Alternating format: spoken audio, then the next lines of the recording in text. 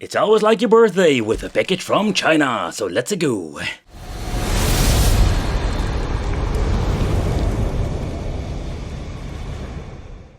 Hey guys, welcome back to the channel. It's awesome that you're tuning in. So this video we are going to take a close look at this very strange looking handheld. I must say, when I picked it up I thought it was something like a game player or the 1X player, the thing is called, like the very expensive Windows handheld. And they just made some like weird looking clone out of it. Yep, I'm not surprised. But let's take a close look at the back, because you can see like there is some information what this thing can do. So first of all, this comes with a 5.8-inch display, and they say it's an OLCD or something like that with a 1280 by 720. It does have support for it, basically like the basic majority of stuff that we've seen before. The old school arcade stuff up to PlayStation 1. So here we have like support. They basically are repeating themselves 8, 16, 32, 64 and 128-bit arcade games. Yeah, so basically they are like now all arcade games. Okay, so do have like support for connecting handles, so I'm guessing you can use this thing like in game system I've seen before. But the weird thing is like you only have a maximum of 64GB SD cards that are supported, so that is not a lot. So I do have like a lot of similarities when it comes to the, let's say the specifications, what you can do with it. They're claiming to have USB 3.0. What the hell is going on with this thing? Okay, so let's see. In here do we have like the handheld itself. Let's see if there are any other stuff. We're using a Type-C nowadays. I'm happy. We're going to get crappy headphones. Like we didn't see those things for not very often anymore. Okay, so this thing calls the XY09 operating instructions. So let's see. So what can we find in the toilet paper manual today? This is the glossy deluxe edition. You do get like a quick overview over here of the handheld, what it can do and where the buttons are for. Let's see, is there any information about how long this thing will, and the only thing that basically how long it takes for loading it up. Alright, so let's take a close look at the handheld itself. Ta-da! Okay, I can tell you like they're using this rubber like weird compound at the back over here. Like it feels kind of strange. We do have like this stand, like the Nintendo Switch, so that is interesting. I think you want to have like this, let's call this thing like the movie stand.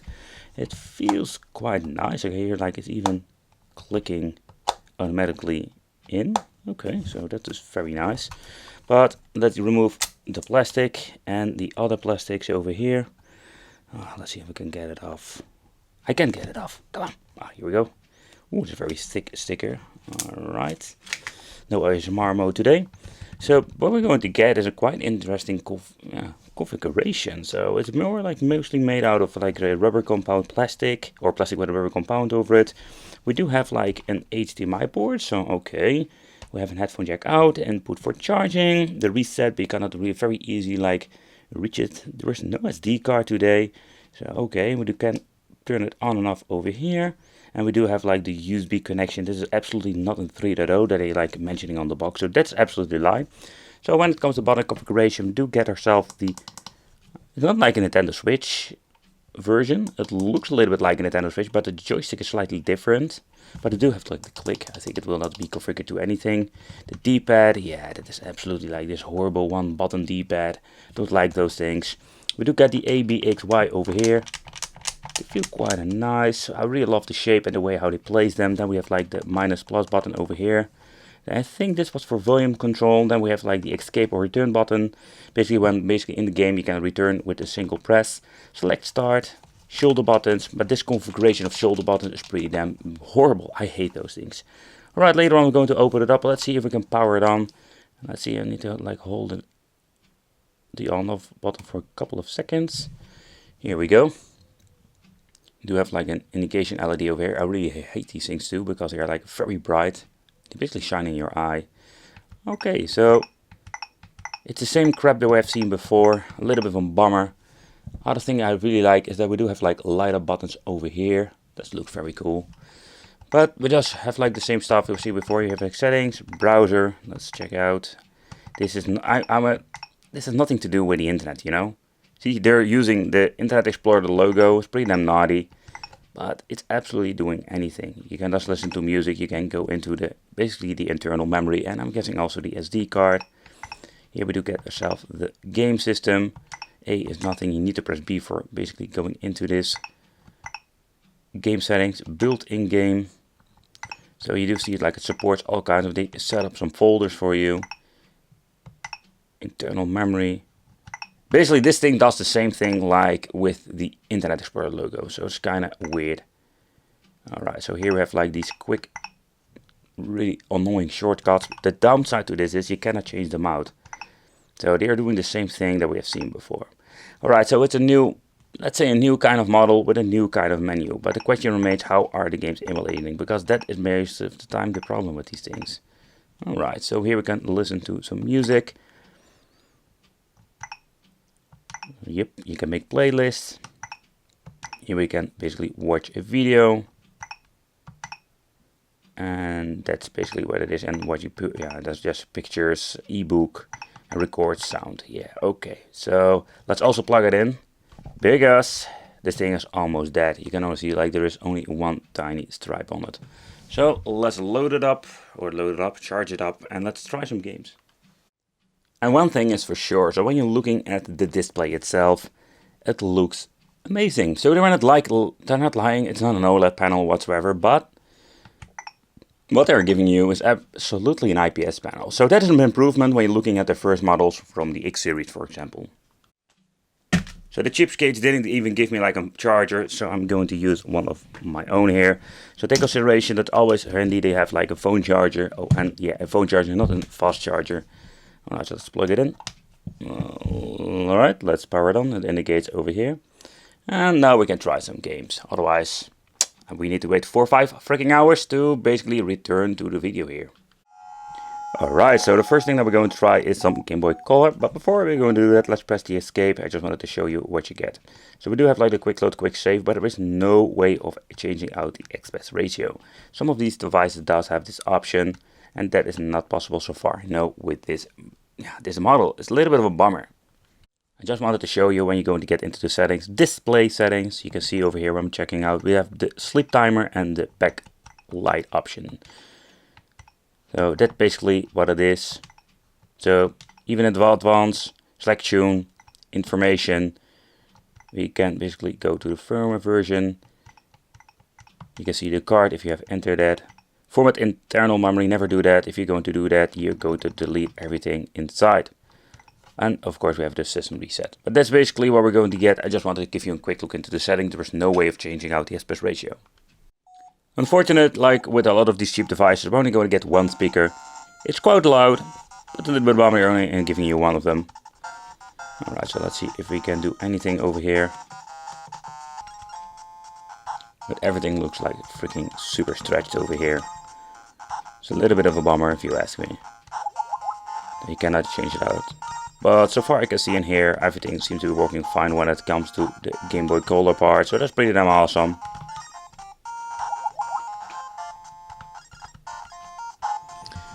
You can use the analog stick or the D-pad.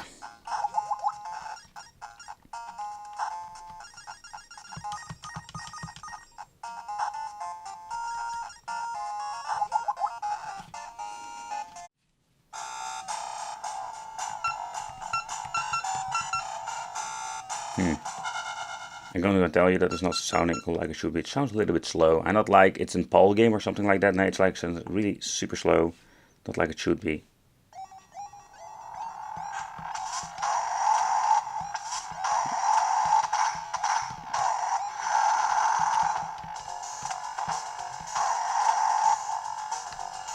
I say the analog stick is a way better option than the freaking D-pad, because that plays absolutely horrible.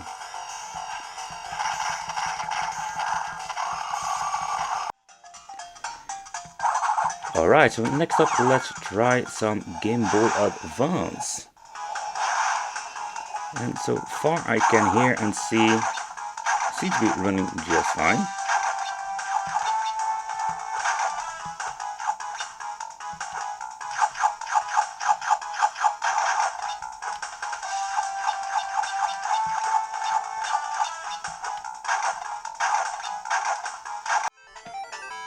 Alright, I have seen it before, that the emulator is just being messed up. Let's reboot it again. Nope, that doesn't work. Let's see if we can actually play the game. Yeah, so it's like a bug, something. I have seen it before. Let's see, we have like a shitload of screen tearing. So far I can see there's no screen tearing whatsoever. So basically we have 4 buttons over here, and what you're going to get with the buttons is that we do have like turbo also, if I'm saying correctly. Alright, so next up let's try some MAME just to see how it runs.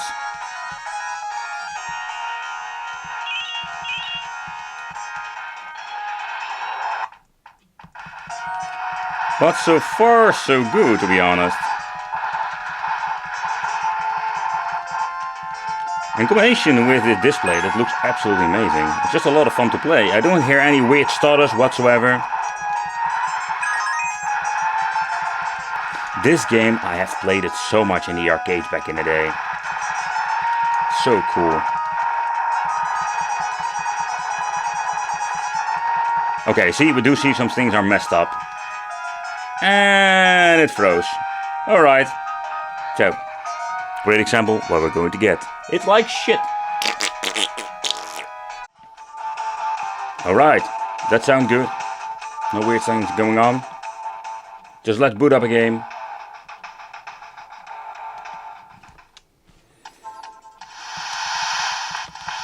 And seems to be for once they didn't mess up the Super Famicom part. Seriously, like with this game, I'm always getting my ass whooped the first stage. I really suck at this game. They're like, just get this shit.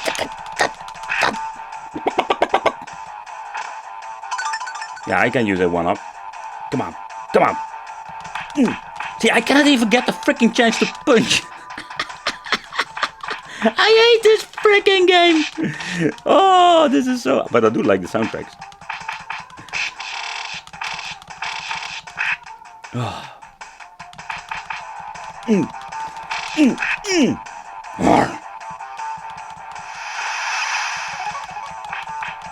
See, that's the thing. Like, I cannot even like land a punch because the biatches are starting to punch me in the face. Even I press the freaking button. But so far I can see like everything seems to be working just fine. But again, with the Super Famicom, it's always like if you're going to test. Okay, so they were saying this thing runs PlayStation 1. So let's put it to the test. They added sometimes they're adding, or they don't add even some two-dimensional games. Yeah, those two-dimensional games will run sometimes. But it's just the 3D stuff that basically like gives it a great benchmark. I can already hear from the audio, it sounds like shit. So let's see how it plays. Loading times. Round 1. Slow motion taken. Round 1.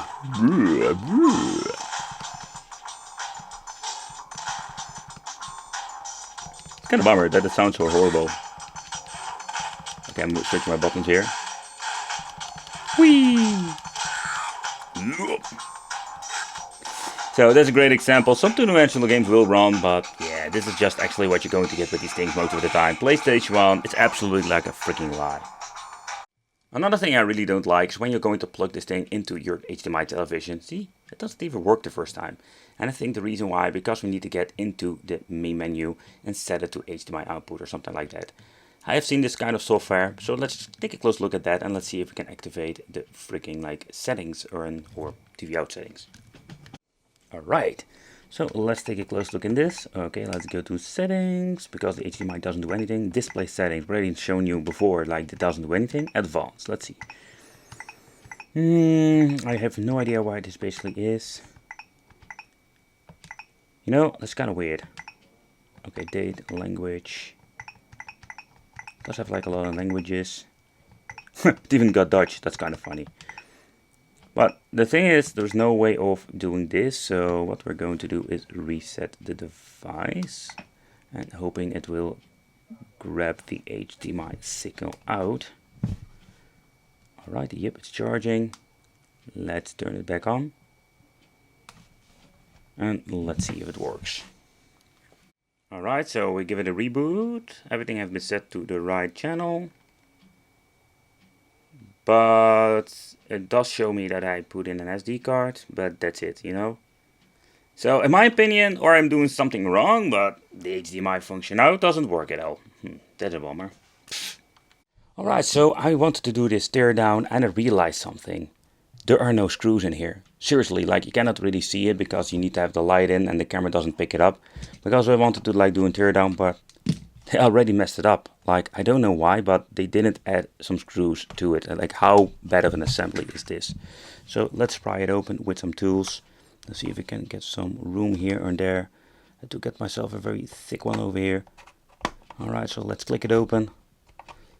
Wow, that is some really bad quality control. They just slapped it together and they're not basically adding any screws. So I don't know if I'm having one or a couple of them in my storage. So I can put some screws in. You can see like everything is in here, the holes, everything. So it is absolutely made for it. But it comes for adding screws. Alright, so this is basically where we're going to get most of these devices. There is no option for a second speaker. So you can see over here also the holes are not open. So there's like a very thin plastic. You can replace the stand if it's getting broken, if you even going to get some spare parts. Okay, so another thing I really don't like is the way how they assembled over here the battery compartment or the battery itself. You can see they just soldered the connection over here. I'm not going to touch it on. I'm going to like short circuit this stuff. But if you replace, you need to desolder everything. I wish they have like the connection different positions, because you see the minus cable is coming closely to the plus over here.